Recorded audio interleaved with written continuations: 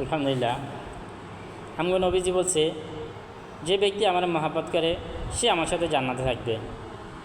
এখন নবী নেই, এখন কীভাবে নবীরে মহাব্বত করব?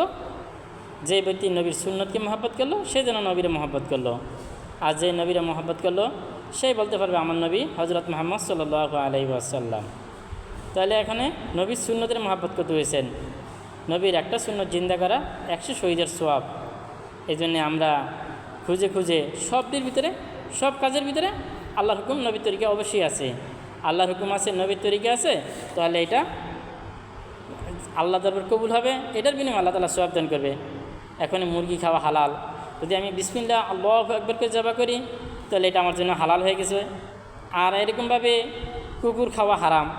এখন আমি কুকুরে যদি কোরআন শরীফ পুরোটা সবটা পইরা তারপরে জবাই করি, তারপরও কি হবে না, এটা হালাল হবে না। কিসের কারণে? এটার ভিতরে আল্লাহর হুকুম নাই। আমি যত নবীর তরিকা লাগাই কোনো লাভ হবে না, কারণ এটা আল্লাহর হুকুম নাই। তো এই জন্যে আল্লাহর হুকুম নবীর তরিকা ওটাই লাগবে।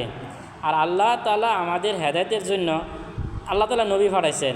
তো এখন যে ব্যক্তি নবীর কথা মতন চলবে, নবীকে অনুসরণ করবে, সেই জান্নাতে পৌঁছতে পারবে, তাকে আল্লাহ তাআলা মাফ করে দেবেন।